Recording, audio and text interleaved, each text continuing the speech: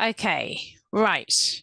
I think it will be good to start as we have our panelists here and we're ready to go. My name's Helen Serrana. I'm an editor at BMJ. I'm one of the people behind this BMJ Future Health concept, which this is the seventh webinar in a series that will be running up to our event in November, where we hope you'll join us. But we're having a look at a number of big issues affecting the future of health. And today's webinar is about how to approach digital transformation across global markets. And I'm delighted to say that we've got a proper global discussion from 3 continents today. Obviously not everyone, but it's a start. We've got Rajesh Aggarwal, who is one of our advisory board members, and we've got a great advisory board of which Rajesh is a key member, and he's the CEO of 2030 Health based in New York. Michael Macdonnell, who's the Global Head of Healthcare and Pharma Partnerships with Huma Therapeutics and is based in London. And Russell Gruen, who's the Dean of the College of Health and Medicine at the Australian National University, which is Australia. Canberra, if I'm not mistaken. So I'm going to hand over to them to first of all really to introduce themselves, because they've each got different but really interesting backgrounds that have led them to where they are in the global health tech marketplace right now. Thank you. So over to you, Raj, start off with. Great. Thank you, Helen. And great to be here and excited about this webinar. So I'm based in the New York and then Philadelphia area, but I'm originally from the UK. And my background is as a GI surgeon. Spent most of my time doing a lot of surgery, but then also related to that, doing a lot of research into innovative technologies, robotics, virtual reality, and other surgical technologies. And I've spent just over a decade here stateside, and that's mostly been around the Philadelphia region. But I also spent a few years in Montreal at McGill University as well. And what I've spent on those last 10 years is really how do we move from the medical device, the hard tech, into digital transformation, health IT, and also how do we move from these being academic partnerships into more commercial partnerships. And then that's led me to actually start my own company a couple of years ago called 2030 Health in the obesity care space. And we can talk more about that shortly. So great to be here and thanks again. Brilliant. Thank you. And Russell, over to you. Thanks very much, Helen, and hello, everybody. I'm a trauma surgeon by training and spent many years in the ER and the OR dealing with bleeding and seriously injured patients. I'm fascinated by the role of technology in improving access to time-critical care and to decision-making. I'm also a health service researcher who spent a bunch of my years looking at how to improve access to care across large continents like Australia, and I'll talk more about that in due course. Great, thank you. And Michael. Hi, everybody, and thanks for the invitation to the webinar and to support the Future Health Program. Fabulous to be here. I'm Michael. I think Russell just described me as the T-shirt in the room, so the guy who looks most techie, even though these guys put on shirts to brush themselves up. Actually, I started off as a healthcare guy. I started my healthcare career working for Tony Blair on his domestic reforms here in the UK. I'm actually Canadian by birth, which is why I sound so weird. Spent some time in Montreal as well, but rose up through NHS England, became the national director of strategy there, and other roles, and then became very interested in the technology space and how specifically to implement technology in the messy world of clinical and operational practice. Spending some time at Google DeepMind before ending up at Huma Therapeutics, which is a scale up of kind of 450 people across multiple markets, which we'll talk about a little bit later too. So pleasure to be here. Thanks. Brilliant, thank you. And the way we're going to run this is as much as we can as a discussion between the three of you, where I will interject with my own questions, but also questions from anyone who's listening live to this webinar. Obviously, as a reminder, this is being recorded and will be available to watch afterwards. But if you're online, please do introduce yourself in the chat, and please do ask questions at any point, and I'll endeavour to get them answered if they're appropriate at the right moment to the team. But to kick us off, we're just going to go round the houses again with our opening question, which is designed to bring out some discussion, which is, can you describe a meaningful and an impactful digital innovation that you have led or you've been part of, and how that innovation was received in your region? So the focus of this is really about understanding those differences and what we can learn from each other. So yes, an impactful digital innovation. Raj, would you like to start as I primed you to?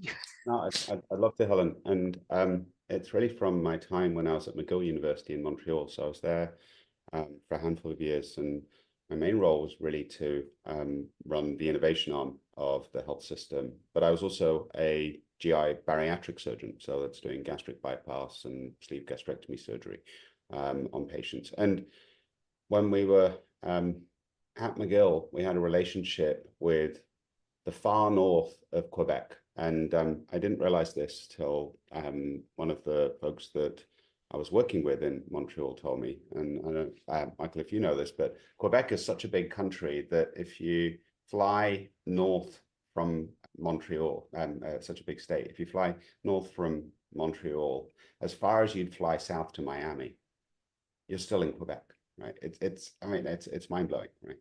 And the reason I bring that up is we used to bring patients down from the far north, the Inuit Eskimos that would need bariatric surgery. And so that was 3 plane rides, and it really took them a couple of days to come down. I would then, see them and do the surgery on them. And of course, we wanted to make sure that they were safe to go back home. And, the easiest way to do that is just to keep them in Montreal for 3 months, right? But that's not reasonable. And we've heard, the reason why I bring this up is we've heard a lot about remote monitoring technologies, and it's about getting the patient out of the hospital and being able to go home. And, when we've done that in other health systems, it's generally that the patient lives, minutes away or maybe an hour away or so forth. These patients, like, literally live more than a day away from where they had their surgery. And so not only for the patients, but for me as a physician, it was anxiety inducing, saying, hey, yeah, we're going to send you back. I think everything's okay. And then call us if there's a problem. Call us if there's a problem then means, oh, okay, well, it's going to take us 36 hours to get you back. And what the trauma surgeons in Montreal, and I know, Russell, them, Tarek and team had done, is they'd set up a web link with the folks because they were trying to help them to do the pre-hospital phase of the trauma up in the far north of Quebec. And so I started engaging with them and said, hey, could we use that to start doing some training and then to start having some remote monitoring of the local community?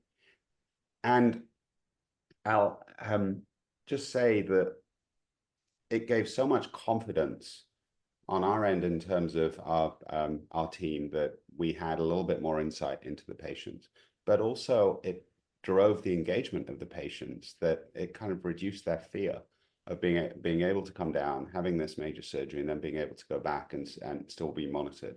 And so I think, whilst we can talk about technology and its implementation and all that, what I really found is it created more confidence, more camaraderie, more engagement between the humans that were in Montreal and in the far north of Quebec. And I think, always healthcare is human first, and we leverage technology to create this kind of improved human interaction. So I'm very proud of that. Great, thanks, Raj. Really interesting. Russ, have you got an example?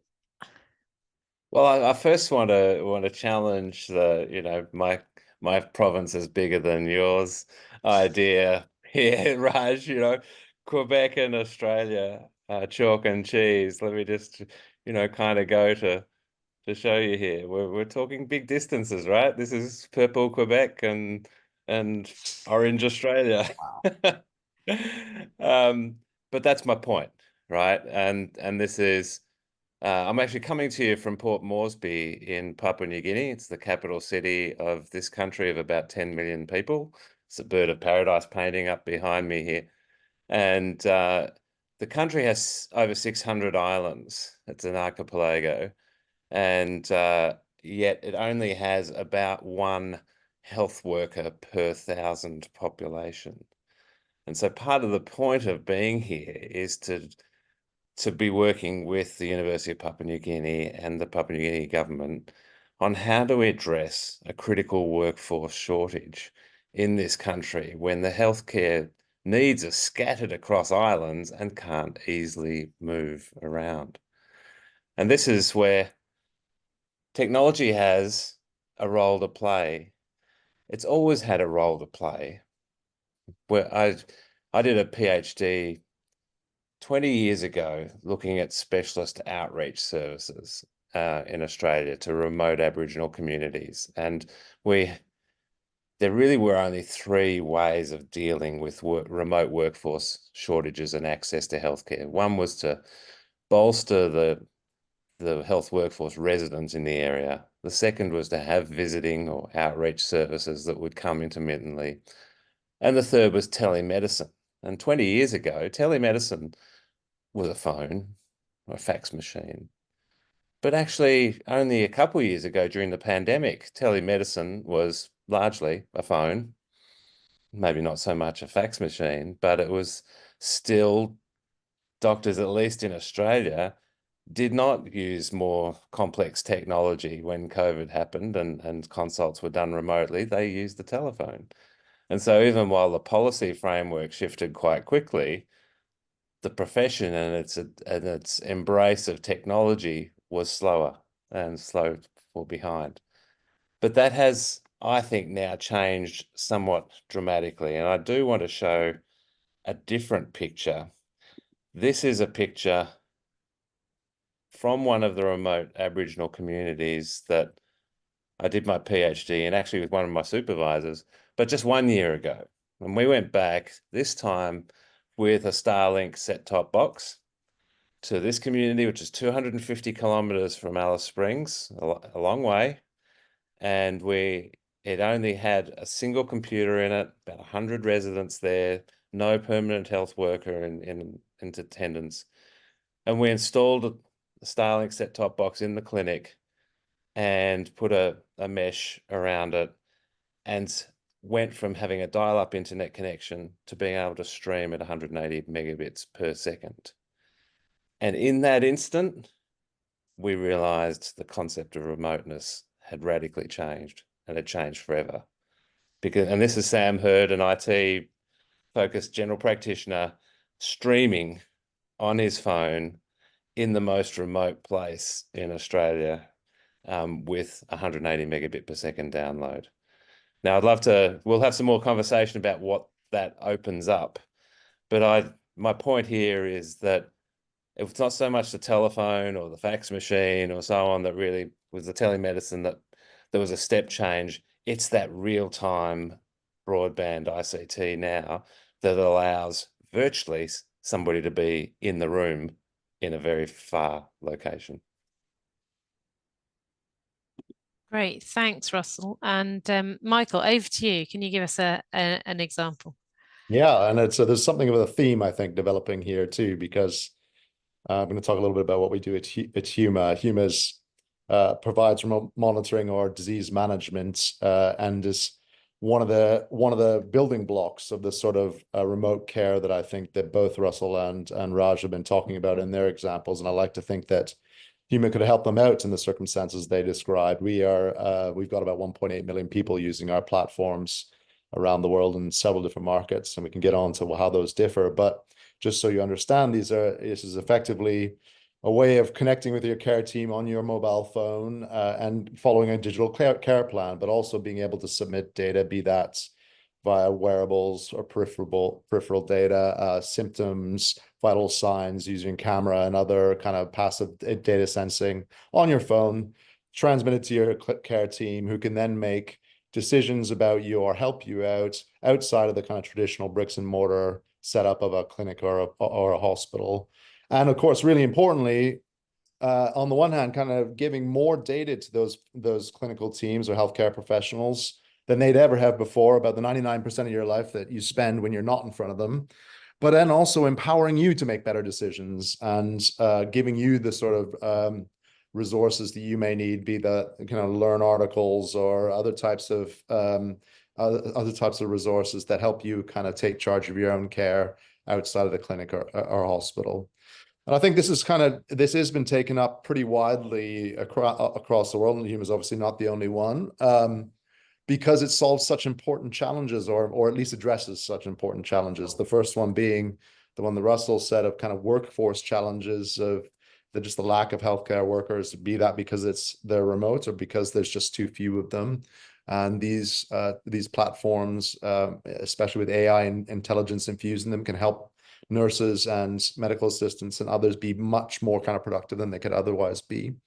But also because it solves things like, overfull hospitals, and helps, respond to consumer pressures that we're getting in different markets. So, I think the future of health is gonna be very marked in terms of digital first care, and that's where Huma is making its biggest impact. Thanks. That's three really interesting examples, and I guess, as I think Michael really helpfully summarized there, there's two issues that all three of you brought up, and that first one was the people involved, and the second one was sort of the technology. So I wonder if we could have a little bit of a think maybe about what the people first, and what we mean when we talk about workforce in terms of digital. What are the challenges around workforce? Obviously, lack of means there's an opportunity for digital to come in, but actually when we're implementing digital solutions, what does that mean for the existing workforce and the future workforce in healthcare? And I think we'll go in the same order, but again, feel free to ask each other and interrupt each other. Well, I'm happy to kind of go there, because I think it's a critical workforce enabler in our context for a particular reason. Firstly, the health workforce is a valuable and scarce commodity, right? And I think about myself as a trauma surgeon, right? I'm a very scarce commodity, and usually only hang out in the dungeons of an emergency department and operating theatre, but actually early injury care happens at every roadside across the country. So how do I get my skills to that spot? So the first issue here is about emergency care, time critical care. How can the tech help us get time critical care to a place where it's needed? The second is, well, what about more routine care? Are there ways that we can think about the tech supplementing non-urgent, but more complex care, more primary care, and what is the role of AI in that decision making? And then the third piece is around, I think, how do we support health workers in remote locations? Like, it's pretty lonely business for a nurse to go to a very remote roadside place in a troop carrier ambulance and come across a seriously injured person, and they want support, they want education, they want training, they want debriefing, and all the things that we take for granted in healthcare facilities across every town. We need to be able to get that to people elsewhere. So those three contexts, I think, are where I start. One is the emergency context, one is routine care, day-to-day primary care, and the third is health worker education and support. And I think it has a real role in all of those things. The complex and that's really challenging piece, I think, is what Michael raised around AI. It's one thing to have two human beings joined by ICT that enables a real-time conversation at distance. It's another to have a machine that's providing guidance that's not a human being, and it might be really valuable and really important, but it raises a whole lot of other questions. Yeah, Russell, I'd like to jump in there on the routine care side, and really focus on how technology has supported but also challenged the work of clinicians. And I was at a health system, so 2030 Health is a comprehensive obesity disease management platform that helps patients go through the process whether it's lifestyle therapies, medications, surgery, and so forth. And we work with health systems, and we've probably been engaged with almost 100 health systems across the US. And, there's a lot of opportunity there. One of the things, and we come back to 2030 maybe, but one of the things that when we were at this health system in the Midwest of the country, they said, and it really struck me, because one of the leaders of the system said, we are resource rich and coordination poor. And I thought that was just a really smart thing to say. And I've started using that in my narrative. And just to give you an example, and we all know this, but and the audience probably knows this as well, but certainly in the US, just about 20 years ago, there was a massive uptake of the electronic health record. And we as clinicians and kind of innovators and technology first individuals said, this is going to change our lives, right? No more paper files, no more lost records, and it's going to make everything easier and a lot more simple.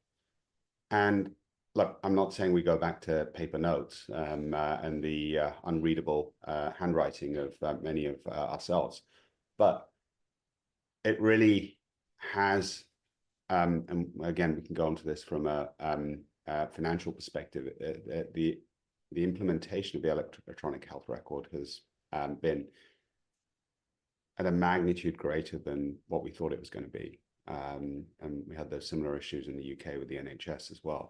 And then secondly, the impact has not been as desired. And now when we, and this is kind of bringing it up to where we are right now, when we now go and tout new technologies to healthcare systems, clinicians, healthcare workers, and so forth, there is so much pain that has come from the implementation of the electronic health record that it's hard for us to have credibility around beyond the pilot piece of, hey, this is going to work, whether it's remote monitoring or an AI technology or a diagnostic, of how this is.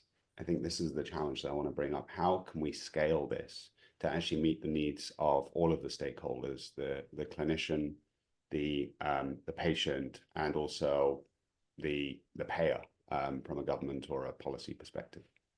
And maybe just to kind of push that a little bit farther too, it's interesting. I think one of the big challenges we have to get through when we implement our technologies, and this is no different with EPR, EMRs. I'm on a board of a hospital just about to implement one, and this is one of the key issues we talk about is that in the initial period, actually, it puts a lot more burden on the workforce to implement, and that tends to be a reason to reject digital technologies, is actually, this is going to be too much work. I don't want to do this. It's too much change. I'd rather stick where I am. Even some of them will say, I can see that, once implemented, there'll be great productivity gains or whatever, but I have no time tomorrow to do this. So that really leads you to kind of do very different things with your implementation approaches. So for instance, in what we do, we have had to bring on medical staff at Huma in order that we can monitor some of those patients from the outset, be able to demonstrate we can take some of the burden away from the outset. Otherwise, we just don't get the chance. We don't get the chance to play. So there's quite an interesting kind of curve there of initial kind of investment that's required before you get some of the payoff. And as you say, in EMRs, EPRs, we're still at the start of that curve, perhaps. Yeah, I think one of the things we want to dig into a bit more is that sort of that implementation challenge, and this is a really great example of the sort of I think, Raj, as you mentioned, like the trauma that going through an EHR implementation has been for so many people, has then given a negative experience of any other, or even an upgrade or any type of new technology. It comes with a big barrier to get through. So, Michael, you said one of the things that Huma does is bring in clinical staff. I wonder if Russ and Raj, you've got examples where that's happened in implementations in your regions, or? We'll certainly have examples of the pain of electronic health records, and I do struggle with the fact that has been such a common experience for rollouts, and still is, because you'd think that the world was set up to do this. Electronic records have been around for several decades now, really. there are only 2 or 3 major market players. They have a well-trodden path of helping organizations and regions to roll it out. It should just happen, shouldn't it? And yet we hear so often about how difficult it is. What's behind that, Raj? I'm really curious. Is it just that people don't like to change the way they do things, and especially healthcare workers, or what is it? I have an opinion on this, and I'm going to ask Michael a specific question in a moment from some of his professional background. But I think it's because we have the old guard within healthcare delivery. It's very much run by the clinicians. We have a hierarchical approach to, recruitment, training, progression within the healthcare system. It's changing, but slowly. And the patient's kind of left behind. The patient as a consumer is not active. And so what I want to kind of pitch to Michael here is that he spent some time at Google, right? And I know it's DeepMind, but like someone said this to me, a kid in rural India can now look at Google Maps and decide how to go from place A to place B, and what restaurants, whatever else there is that he or she needs to engage with, in the same way that a kid in Palo Alto does it, right? A rich kid in Palo Alto versus a kid who's very, very poor in the middle of India or wherever else it is, right? So we managed to not only kind of open that up from a consumer activation perspective, from every other industry, quite frankly. And just the flippant thing I'll say here is my past boss when I was at Jefferson, Steve Klasko, used to say, we don't talk about telebanking anymore. It's just banking. I can't remember the last time I went to a bank, right? Why do we still talk about digital health or telemedicine, right? It's just health, right? So why have we not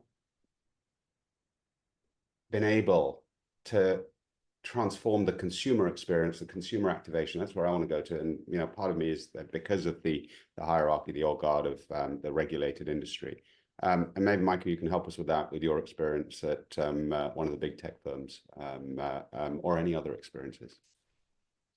Yeah, well, look, it's a good question, Raj. And I love the kind of Google Maps example too, because I think there is a sort of analogy here in healthcare where why can't we get the same quality of healthcare in one place as we can in another, and what opportunities do we have in the way that Russell sort of described to expand his expertise, make his expertise more democratized, more available? Are there to implement guideline-driven care where it's not been implemented? And so I do think that that's a kind of really helpful example. I mean, we haven't unlocked consumer interest in this, and if you look at the kind of most used consumer healthcare apps, like they're all wellness apps, they come and go. It really has not been cracked. I don't think it can be just the old guard though, Raj. I think it's also something fundamental about the asymmetries of knowledge in healthcare and the need to trust a clinician, the need for hands-on care. I think we just need to recognize that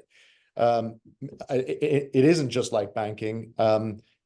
Giving of care is always going to have some asymmetries of knowledge, and does require and has care involved with it. Compassion, hands-on, a kind of irreducibly physical aspect to it. So I think it behooves us to think about healthcare as a separate category, though I do accept that having kind of completely digital health talked about separately you make a good point there. It's really interesting. I heard recently someone say that a poor process with some exciting new technology on top is a new poor process for doing something. And I think there's a tendency for us to think, well, the tech will fix the process, but actually it does. We do need to improve our way we think about processes and implementations. I've got a comment here from that's absolutely right, isn't it? People just digitize they digitize what they're already doing and call it transformation. I mean, that's rubbish, isn't it? It's got to be much more fundamental than that. Yeah, I've got a comment here from Katie Summers. Thanks, Katie, for commenting. The implementation of EHRs requires a strong communication and engagement roadmap that flex to clinicians and managers and organizational needs, values, and objectives. And I think it's quite a sort of simple, straightforward question, but there's a lot of complexity there, isn't there? And maybe we could just unpick that a bit, that even just that a roadmap that flexes. Is that something that's easy for technologists to deliver? I don't know.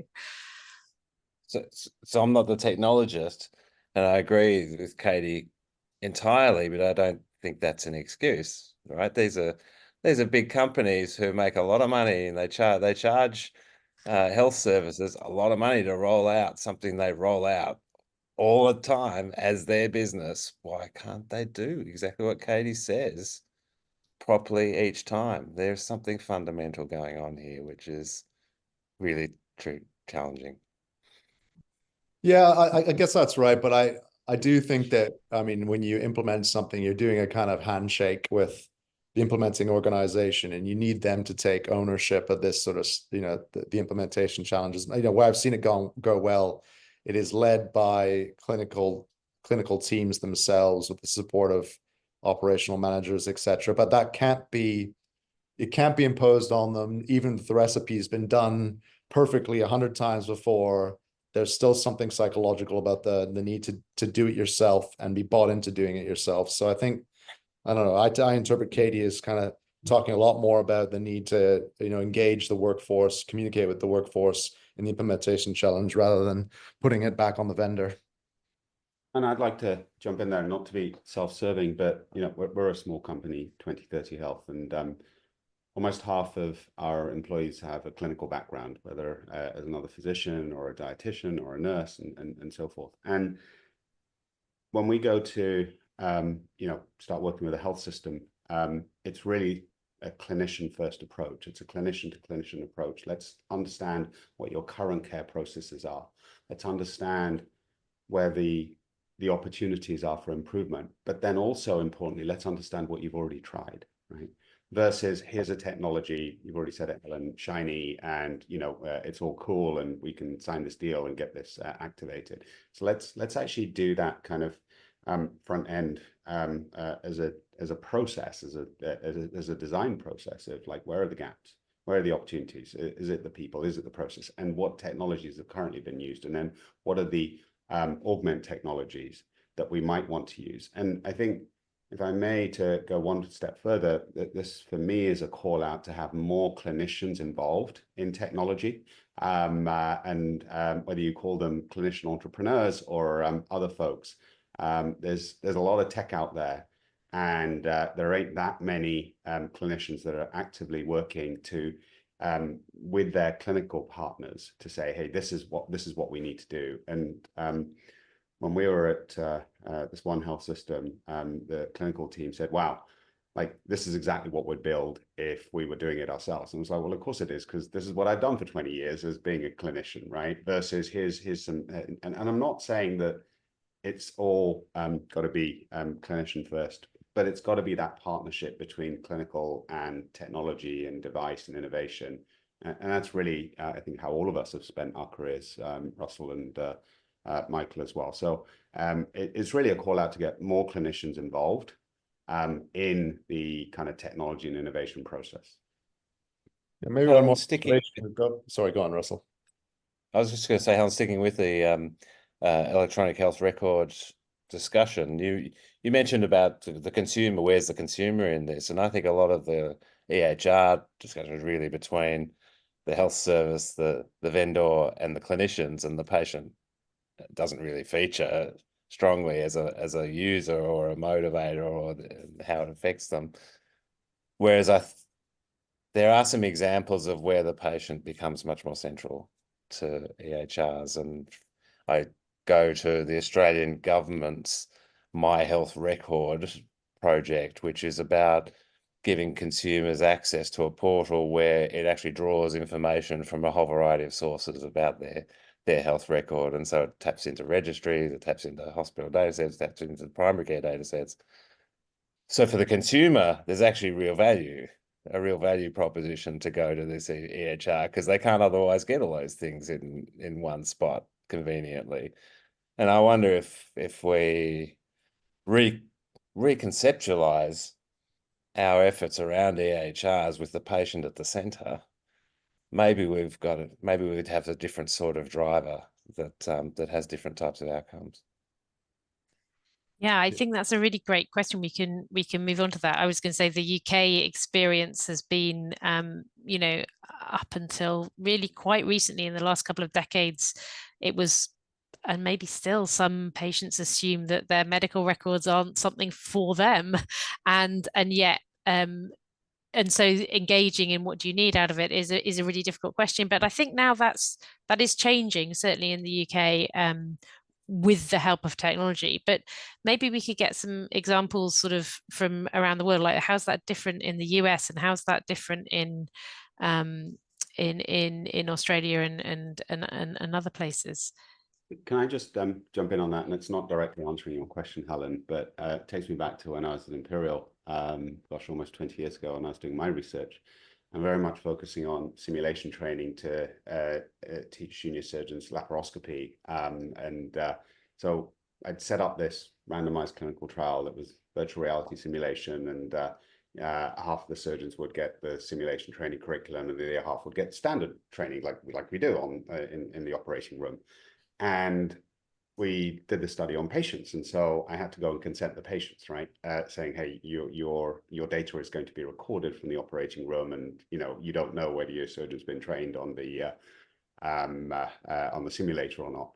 And I got two very clear responses. One was, I want to be in the group where the surgeon's being trained with simulation. And I was like, no, you don't get this. Is a randomized trial. And they're like, no, I want that guy, right? Or that surgeon. And then the second was, why are you doing this study? Shouldn't everyone be doing this, right? And so I think there's a lack of information. It kind of goes to what you said, Russ, that patients think we do all of this anyway, right? And they think that all the records, and it goes back to the work that Michael's done, but they think all the records are interoperable and available and all this kind of stuff. We know all this, and it's almost like that black box of, oh, really? Like. Yeah, I think it goes back to that coordination issue as well. I wouldn't say anyone in the NHS would say they're rich in resources, but I think most people within the NHS would say we're poor in coordination. Michael, you're working mainly with the NHS a lot at the moment, or? No, we work across UK, US are our two biggest markets, and then we work in Europe and the Middle East as well. Maybe you can compare, yeah. Yeah. Well, so I would say particularly on the issue of kind of, empowering patients or getting patients more involved with, the resources and then their own records. It is quite interesting to see how the kind of system determines the response a little bit, or like, there's some path dependency. In the UK, as you say, just now the NHS app is sort of taking off, 35 million people using it post-COVID, all started around vaccination records. This now ends up being the kind of way that they want to encourage people to interact with their own healthcare, and it's a sort of state-driven, NHS-driven approach. One provider on which, yes, there's an ecosystem around, but fundamentally borrowing the kind of reputation and trust of the NHS. In the US, it's a completely different kind of set of dynamics, right? Like, so when we work with many dozens of particularly respiratory and cardiology clinics and now oncology clinics across the US. And there it's much more about buying power and, making sure that they can keep their patients and making sure that patients are getting a good deal. And, there's many more economic incentives in the US on both sides that drive, how patients are interacting with these sort of resources. So I think it's fascinating that the kind of system itself shapes these sorts of resources. That's great. We've got two questions in. Katie Summers has come back talking about how important it is to have the systems fully engaged in implementations as well as the providers. But she mentions at the end the community of doctors, nurses, AHPs, and care workers. And Tomoku Segura has asked if you can talk a little bit about that multidisciplinary team, and how has digital tech in healthcare changed the way medical and health professionals are educated and trained? Where is the cultural change supposed to happen? Is it in the education settings? Is it in the utility sessions? Can these technologies be a force for that multidisciplinary working improving? Russell, you're a surgeon. What do you would you like to take back this? You work with some other people. I work with Tomoko too. Oh, there you go. So good question. Thanks, Tomoko. A gimme. Look, I think that there are a bunch of innovations around healthcare worker education which are related here. One is a shift from problem-based learning to team-based learning, which by its very nature lends itself very well to multidisciplinary training. It is about healthcare workers coming together to learn as teams, to learn how to communicate, to learn how to collectively problem solve, and all of those things. And it's very often technology enabled. I recently had some time in Singapore, the new medical school, an Imperial College London medical school in Singapore, which was entirely team-based learning. It threw out the old way of doing lectures and classes and so on, and said, you do your individual learning at home, whether it be reading or watching a lecture on an iPad or whatever. You come to class to work as a team. And that flipped classroom is becoming much more common now, and we're implementing it in Australia, and I think it's a good thing.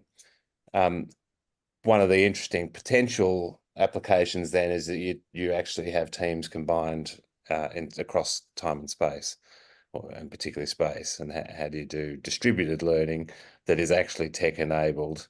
So you actually have teams based across home clinical schools and rural clinical schools and other things learning together. And I think the opportunities here are many and rich. That's only one piece of the multidisciplinary side of things. And I think there's a real need for us as healthcare workers involved in universities and education to embrace multidisciplinary learning at a very early stage before healthcare workers get too siloed in their cultural groups and lose the ability to actually work across multidisciplinary teams really effectively. Michael, any views on the multidisciplinarity of modern care? Yeah, I guess I look at these guys that actually deliver care are much better placed than me to comment on. But I think this is definitely one of those areas where technology can only help but be an enabler. I mean, this is about a model of care meeting technology. And, there's, I don't know how many decades of good evidence that multidisciplinary team decision-making, and certainly in certain specialties, makes all the difference. Technology isn't, it doesn't drive that. It may enable it, it may disable it. So I do think that we ought not to kind of get too carried away with what technology can do, and remember that care model change is also important. Yeah, definitely. Raj, have you got any examples? Yeah, I just add really at a much broader perspective. When we think about care delivery or healthcare, we focus on care delivery, and the kind of tripartite missions of any health system is one, academic, so the clinical research or even the basic science research. Two is obviously the care delivery to the patients, and then three is the education, both of the healthcare professions. Russell's talked about this in a multidisciplinary manner, but also patient education as well, right? And so I'd just like to bring out, in a very specific sense, when I was, whether it was back in the UK or here, when we used to operate on cancer patients, we'd have the cancer MDT meeting, which back in the day was in a grotty room, and we'd all get together once a week, and then turned into, on a Zoom or on a video, that kind of thing. But what I really took from those is that decision making of everyone around the table, the social worker, the radiologist, the oncologist, the surgeon, the palliative care team. But also it would bring in, hey guys, have you seen this new trial? And it wasn't always necessarily a trial on chemo, but it may be a trial on a different way of MR imaging. Or, oh, and by the way, how do we train the folks to do this new thing? And so I think I'm probably asking a question rather than answering your question, Helen, but I think as we define healthcare, it's not just healthcare delivery, it's the research aspects as well as the education aspects. Absolutely. And I think from my perspective, one of the things I've seen is with exactly that sort of MDT meeting is technology is changing the way we do things, because if a patient wants to be involved in their MDT, the question is not, well, it's in this room on this day, we can't change it, but actually it's just a Zoom link. You're just a Zoom link away, and you should be involved in decisions about your care. And that's slowly starting to happen. But I think it's really interesting how the advent of bringing those meetings onto Zoom more has encouraged that way of thinking. We're running. We've not got long left, and we've got a number of big topics on my list which we were going to cover, which maybe have been too ambitious. But one of the things that people often talk about in terms of implementation is regulation, and how different countries and regions organize themselves in terms of healthcare is affects how easy or difficult it is to get new tech going. So I just wondered if we could just have a thought from each of you about the role of regulation in your different geographies, and how that's affecting the speed of change and implementation, whether it's a challenge or whether it's a open gateway through which you stroll through happily. I'll just very quickly jump in there, Helen. It reminds me of back in 2001 when at Imperial we had the first Da Vinci surgical robot come in. It was the first in the country. There was no handbook about how to implement this in the UK, and there was no regulations on how to do that. So we were literally making it up as we were going along, right? And now robotic surgery is everywhere. There's thousands of robots around the country. But even with that, and this is now to my experience at 2030, every health system we go to, it's like, you know, the funny thing people say is you've implemented at one health system, you've implemented at one health system. And even this one health system in South Carolina we're working with, they've got 3 different sites. We're starting with site number 1. So we do all the learning. And then we're going to go to site number 2. And they're like, yeah, we're going to have to like figure it out again. It's not just a rinse and repeat. And so my very much kind of on the ground approach is that regulation is at a very high level, but you know, the actual implementation of new technology, that there often either isn't that handbook, or you really need to be very reactive to the local needs to be able to implement. And we've already talked about change management as well. Maybe I'll just offer a few thoughts from our experience. So when Huma is a software as a medical device, it's called, and it's regulated as a class 2 device in the US, class 2B in the EU, class 2 in the UK, it's Australia, Canada. So we've done kind of, I don't know, 6-8 jurisdictions. I think it's really easy to kind of complain about regulation, and of course there are, like, you know, the FDA is actually very, very good compared to others on specifically digital technologies in my experience, and I'd love there to be more concordance between jurisdictions. But mainly we've invested in that because it is super important when you bring on board these sorts of technologies that people do have trust in their safety, in the clinical evidence behind them, that there is a process for validating them. So we think that regulation overall is something that good companies need to invest in, and you can complain about the details, but the overall kind of need to make sure that it isn't Wild West out there and that there is strong clinical evidence behind it just shouldn't be sort of sniffed at. Thanks. I think it's an interesting, sort of ironic situation where you mentioned the Da Vinci robot. Raj, you know, a piece of complicated robotic kit like that has a relatively simple regulatory pathway into use, at least. prove that it's not putting patients at risk, but actually you don't have any of the drug-based proof of efficacy requirements. Whereas the sensitivities around data and personal data are still so huge that they feel like it might not be regulatory barriers, but they're ethical or other barriers that are in the way to rolling out data solutions where data is transmitted across platforms, across jurisdictions, across portfolios.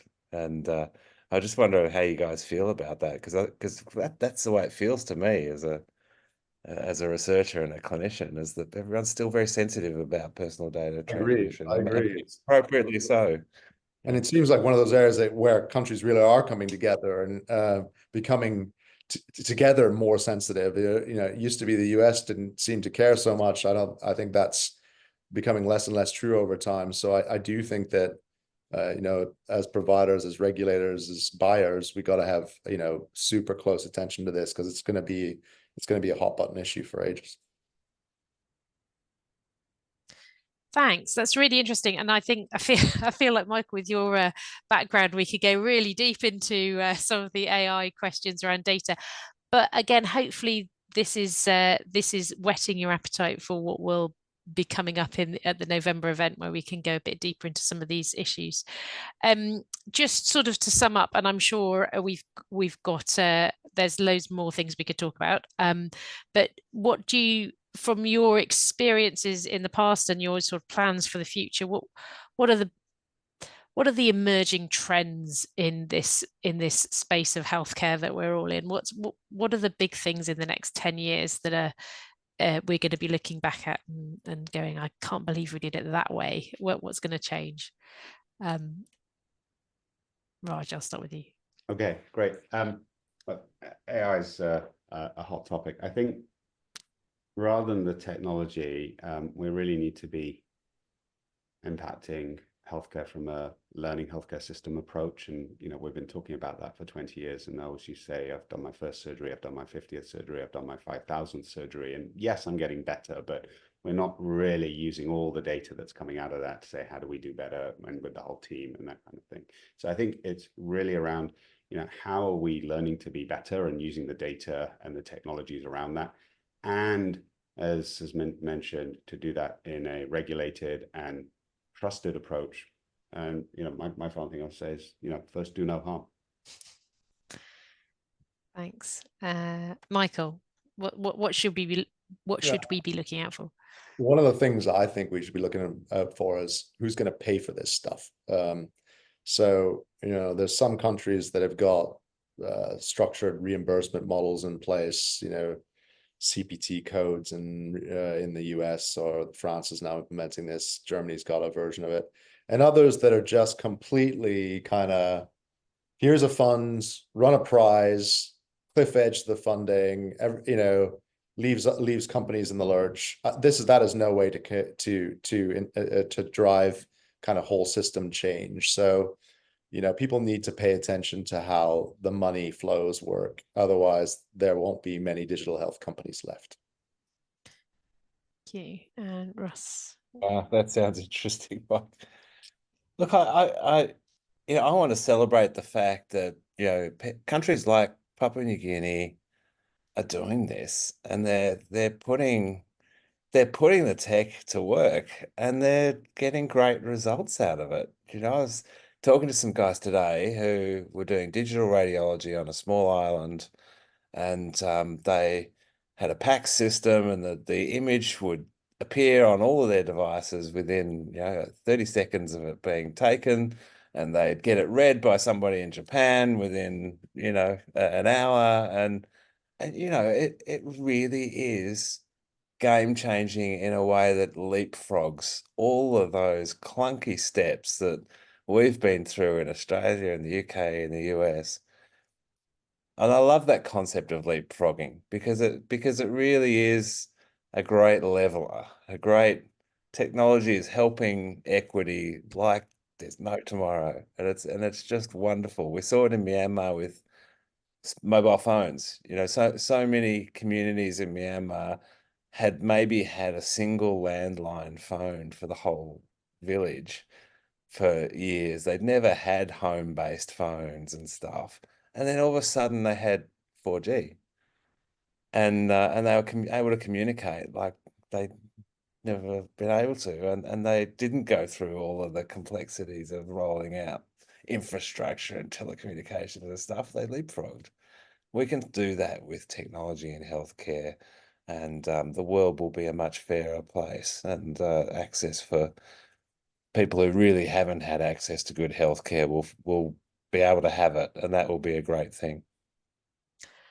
I don't think I can finish on a better note than that. I think that is all of our shared hope and dream for the future of healthcare. So it just leaves me to thank the panelists. Thank you, Russell and Rajesh and Michael. Thanks for being involved in this webinar, and thank you for your ongoing involvement with BMJ Future Health. To remind everyone that this is one of a series of webinars we're running on a range of different topics, some sort of real thought leadership sessions like this, some deeper dive, more technical learning sessions, and they're all going to be available online. So if you enjoyed what you heard today or learned anything, tell your friends to come to the BMJ Future Health website and watch this again. I think there are two QR codes up there that you have been looking at. I want to really stress the call for problems. We're really excited about running a call for problems rather than a call for answers or abstracts as we usually have at scientific conferences. We want you to bring your early stage frontline issues and to see if we can match people up with the right advice and the right expertise to bring the right solutions into health. So do get involved with that.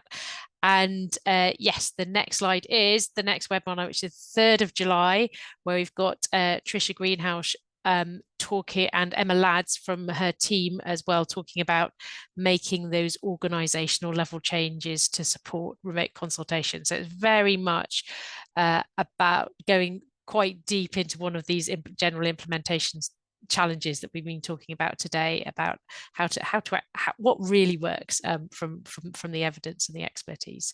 So do join us for that, and thank you everyone for joining us today.